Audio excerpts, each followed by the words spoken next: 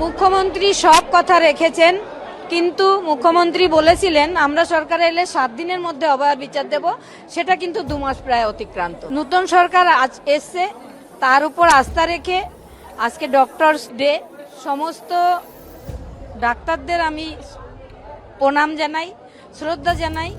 তারা যে কাজটা করেন তাদের মানুষ ভগবান মনে করে। সেই জায়গাটা থেকে আমার মেয়েকে যারা খুন করেছে তারা আমি মানুষই বলতে পারবো না, ডাক্তার তো কোথায়, তাদের চরম ধিক্কার আজকে ডক্টরস দিনে জানাই।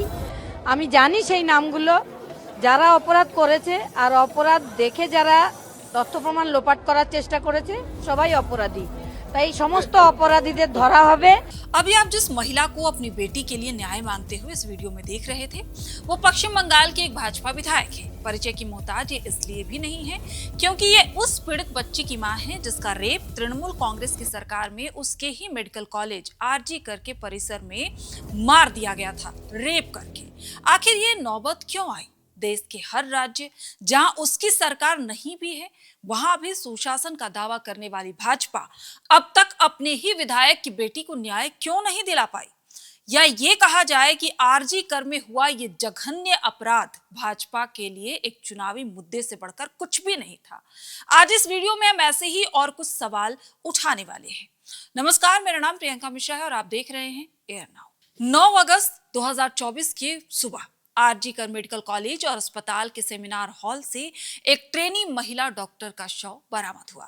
पुलिस के माने तो घटना रात 3 बजे से सुबह 6 बजे के बीच हुई थी। शुरुआती जांच में ही रेप और हत्या की बात सामने आई, लेकिन मामला सिर्फ एक जघन्य अपराध का नहीं रहा।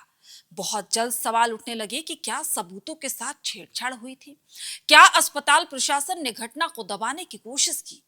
क्या रेप को छुपाने की कोशिश की गई? क्या पुलिस ने शुरुआत में गंभीरता दिखाई? घटना के अगले ही दिन डॉक्टरों ने काम बंद कर प्रदर्शन शुरू कर दिया। अस्पतालों के बाहर सफेद कोट पहने डॉक्टर न्याय की मांग कर रहे थे। 10 अगस्त को कोलकाता पुलिस ने स्पेशल टास्क फोर्स बनाई, जांच शुरू हुआ और महज 6 घंटे के भीतर संजय रॉय नाम के सिविक वॉलेंटियर को गिरफ्तार कर लिया गया। पुलिस के मुताबिक गिरफ्तारी का सबसे अहम सुराग एक टूटा हुआ ब्लूटूथ ईयरफोन बना जो सेमिनार हॉल में मिला था। जांच में पता चला कि वो ईयरफोन संजय रॉय के मोबाइल फोन से कनेक्ट होता था। सीसीटीवी फुटेज और बाकी तकनीकी सबूतों के आधार पर उसे आरोपी बनाया गया, लेकिन गिरफ्तारी के बावजूद लोगों का गुस्सा कम नहीं हुआ। देश भर में उबाल था। सवाल उठे कि क्या एक ही व्यक्ति पूरी वारदात के लिए जिम्मेदार था? क्या इसके पीछे और भी लोग थे? 12 अगस्त को मेडिकल कॉलेज के तत्कालीन प्रिंसिपल संदीप घोष ने इस्तीफा दे दिया। अगले ही दिन यानी कि 13 अगस्त को कोलकाता हाईकोर्ट ने राज्य पुलिस की जांच पर सवाल उठाते हुए पूरा मामला सीबीआई को सौंप दिया। इसी बीच 14 और 15 अगस्त की रात को कोलकाता की सड़कों पर अभूतपूर्व नजारा देखने को मिला। हजारों महिलाएं आधी रात को घरों से निकली, हाथों में मोमबत्तियां थी, पोस्टर थे और एक नारा था, रिक्लेम द नाइट, यानी रात भी हमारी है। 16 अगस्त को मुख्यमंत्री ममता बनर्जी भी सड़क पर उतरी और मार्च निकाला, लेकिन विपक्ष ने इसे राजनीतिक नौटंकी बता दिया। बीजेपी ने आरोप लगाया कि जिनकी सरकार पर सवाल उठ रहे हैं वही सरकार न्याय यात्रा निकाल रही है।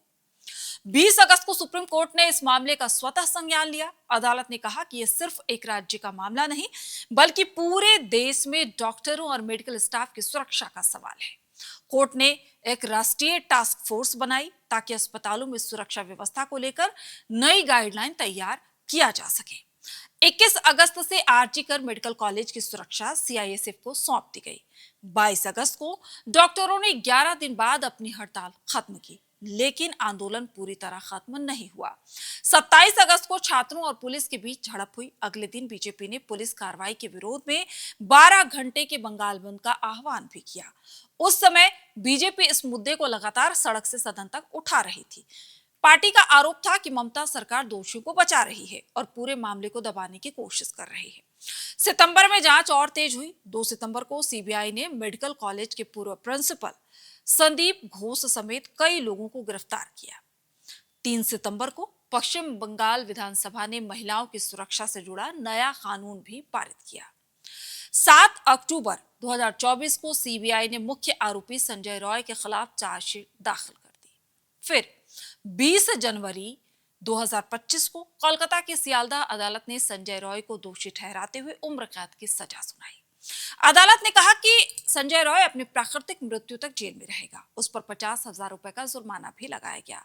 साथ ही राज्य सरकार को पीड़िता के परिवार को 17 लाख रुपए मुआवजा देने का आदेश दिया गया। ऐसा लगा कि मामला अब अपने अंजाम तक पहुंच गया है। पीड़िता को न्याय भी मिल गया, लेकिन पीड़िता का परिवार आज भी कहता है कि उन्हें पूरा न्याय नहीं मिला। परिवार का आरोप है कि इस अपराध में सिर्फ एक व्यक्ति शामिल नहीं था। उनकी मांग है कि पूरे षड्यंत्र की जांच हो और हर दोषी को सजा मिले। यहीं से राजनीति फिर से सवालों के घेरे में आ जाती है।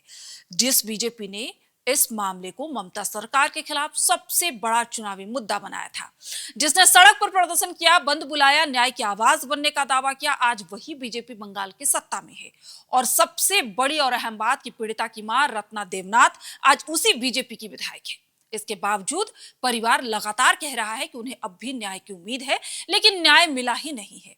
अगर पीड़िता की मां खुद सत्ताधारी दल की विधायक होकर भी अपनी बेटी के लिए पूरी कार्रवाई नहीं करवा पा रही, तो आम लोगों का भरोसा किस पर टिके? यही इस पूरे मामले का सबसे असहज सवाल है। सियासत में अक्सर विपक्ष न्याय की सबसे बुलंद आवाज बन जाता है, लेकिन सत्ता में आने के बाद वही आवाज धीमी पड़ जाती है। आरजी कर केस में भी कुछ ऐसा ही हुआ है, और वो भी एक जनप्रतिनिधि ही पीड़ित की सूची में हो, तब ये चिंता और गहरी हो जाती है। फिलहाल ये जो सवाल उठा है, इस पे अब ना जाने कितने बवाल होंगे, क्योंकि एक सत्ताधारी विधायक जब अपनी ही बेटी को न्याय नहीं दिला पा रही है, उसने कहा कि 2 महीने बीत गए हैं लेकिन मुझे न्याय नहीं मिला, ना मेरी बेटी को न्याय मिला है।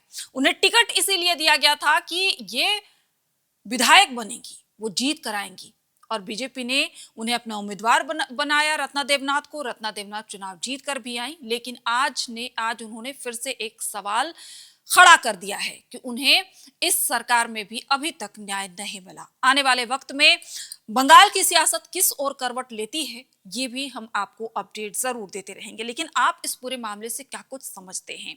क्या राजनीति में फिर कोई नया आयाम आने वाला है? इन तमाम चीजों पर आपकी राय भी हमारे लिए बेहद महत्वपूर्ण है। फिलहाल इस वीडियो में इतना ही।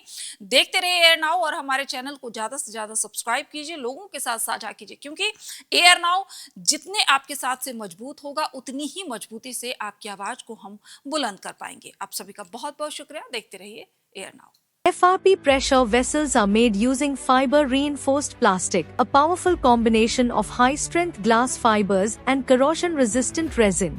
At Duraplast, we manufacture these vessels using advanced filament winding technology. Layer by layer, resin-coated glass fibers are precisely wound over a rotating mold, creating a structure that is lightweight, high-strength, and built to handle pressure. The result? Superior corrosion resistance, longer lifespan, lower maintenance costs for industries that demand performance without compromise. For customized FRP pressure vessel solutions,